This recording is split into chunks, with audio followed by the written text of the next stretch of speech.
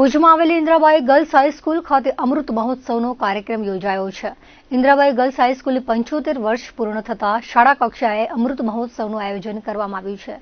ત્રિદિવસીય આયોજનમાં વિવિધ કાર્યક્રમો રાખવામાં આવ્યા છે। આ અંગે શાળાના આચાર્ય ભૂમિકા ગઢવીએ જણાવ્યું હતું કે ઇન્દ્રાબાઈ શાળાને 75 વર્ષ પૂર્ણ થતા 6, 7 અને 8 ડિસેમ્બરના અમૃત મહોત્સવનું ત્રિદિવસીય આયોજન કરવામાં આવ્યું છે, જેમાં રમતોત્સવ, આનંદ મેળો, સાંસ્કૃતિક કાર્યક્રમો સહિતના આયોજનો કરવામાં આવ્યા છે। પ્રથમ દિવસે રમતોત્સવ યોજાયો હતો, જેમાં વિવિધ વિભાગના છાત્રોએ ભાગ લીધો હતો, જેમાં વિજેતા છાત્રોને પ્રોત્સાહક ઇનામો આપી સન્માનિત કરાયા હતા। તો બીજા દિવસે આનંદ મેળાનું આયોજન કરવામાં આવ્યું હતું, જેમાં ભૂતપૂર્વ અને વર્તમાન વિદ્યાર્થીઓ દ્વારા વિવિધ સ્ટોલ ઉભા કરવામાં આવ્યા હતા, જેમાં mehndi classes, art classes, blood test, health classes સહિતના સ્ટોલ રખાયા હતા। કાર્યક્રમના અંતિમ દિવસે સન્માન સમારોહનું આયોજન કરવામાં આવ્યું છે, જેમાં શાળાના દાતાઓ તેમજ વિશિષ્ટ સિદ્ધિ મેળવનાર છાત્રોનું સન્માન કરવામાં આવશે। તો દાતા પરિવારના રસિકભાઈ કરમચંદ થાવરે ઇન્દ્રાબાઈના જીવન તેમજ શાળાની સ્થાપના અંગેની વિગતો આપી હતી। ભુજમાં નિઃશુલ્ક કન્યા કેળવણી માટે પ્રાથમિક શાળા અને હાઈસ્કૂલના નિર્માણ અને સંચાલન અંગે તેમના પરિવાર દ્વારા કરવામાં આવેલા પ્રયત્નો અંગે વિગતવાર માહિતી આપી હતી અને તે સમયના શાળાના કેટલાક દસ્તાવેજી કાગળ પણ પ્રસ્તુત કર્યા હતા। વર્તમાન સમયમાં શાળામાં થઈ રહેલી વિવિધ પ્રવૃત્તિઓ અને વિદ્યાર્થીનીઓની શૈક્ષણિક પ્રગતિ અંગે શાળા પરિવાર દ્વારા તેમને માહિતી અપાઈ હતી।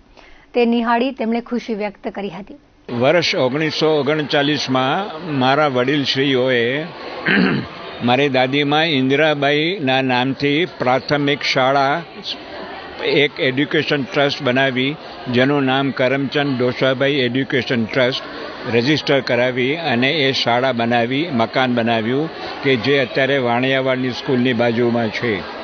ત્યાં પ્રાઇમરી એટલે ગુજરાતી તે વખતે 1 થી 4 સુધી ગુજરાતી સ્કૂલો ક્લાસ ગણાતા અને પહેલી ઇંગ્લિશથી 7 ઇંગ્લિશ સુધી મિડલ સ્કૂલ અને હાઈસ્કૂલ ગણાતી। તો ત્યાં 4 ગુજરાતી સુધી અને 3 ઇંગ્લિશ સુધી ત્યાં ભણાવવામાં આવતું। હવે જે ગર્લ્સ જે 4થી ઇંગ્લિશથી 7મી ઇંગ્લિશ સુધી ભણવા માટે બાળાઓ માટે કોઈ પણ સ્કૂલ હતી નહીં। ભુજમાં એક જ સ્કૂલ હતી જેનું નામ ઓલ્ફ્રેડ હાઈસ્કૂલ ગવર્મેન્ટ ચલાવતી, એમાં કો એડ્યુકેશન શિક્ષણ હતું।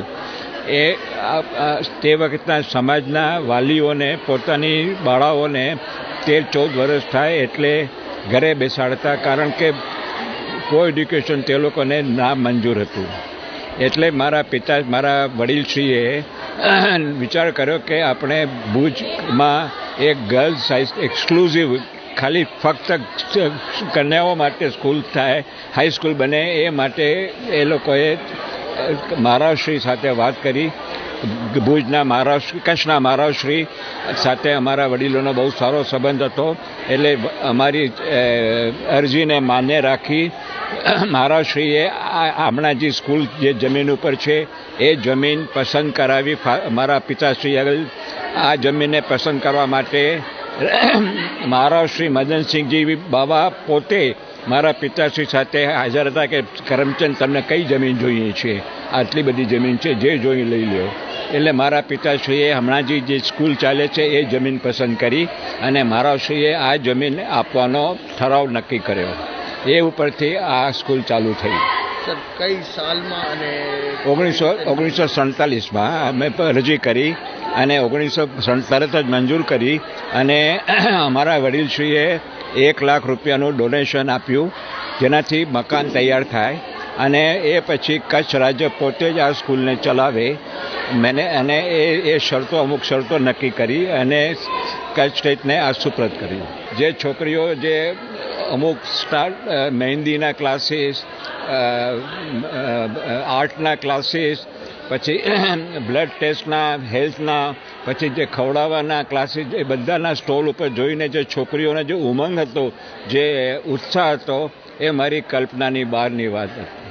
અને જોઈને મારી છાતી ખૂબ અભિમાનથી ખુલી છે અને મને ખૂબ જ આનંદ થયો છે। ઇન્દ્રાબાઈ ગર્લ્સ હાઈસ્કૂલને 75 વર્ષ પૂર્ણ થયા છે, તો તેનું શાળા કક્ષાએ અમૃત મહોત્સવનું મહા આયોજન કરેલું છે અમે, જેમાં તારીખ 6, 7, 8 આ 3 દિવસનો કાર્યક્રમ છે। ગઈકાલે 6 તારીખે અમારે અહીંયા શાળા ઉત્સવ યોજવામાં આવ્યો, રમતોત્સવ, જેનામાં વિવિધ અલગ અલગ રમતોનો સમાવેશ કર્યો હતો. જ્યારે આજે સવારે આનંદ મેળાનું આયોજન કર્યું હતું, જેનામાં પણ ભૂતપૂર્વ વિદ્યાર્થી તેમજ વર્તમાન અહીંની વિદ્યાર્થીઓ દ્વારા વિવિધ ખાણીપીણીના સ્ટોલ તેમજ અહીં જે આપણી શાળામાં વોકેશનલ એજ્યુકેશન ચાલે છે તે અંતર્ગતના મહેંદી ક્લાસ તેમજ હેલ્થને લગતા જે પણ ચેકઅપ આવે છે એ બધા સ્ટોલ પણ અહીં કને રાખવામાં આવેલા હતા. અને આજની જ સાંજની વાત કરું તો સાંસ્કૃતિક કાર્યક્રમ રાખેલો છે, જેનામાં ભૂતપૂર્વ વિદ્યાર્થીઓ પણ છે અને વર્તમાન વિદ્યાર્થીઓ દ્વારા વિવિધ કૃતિઓ રજૂ કરવામાં આવશે.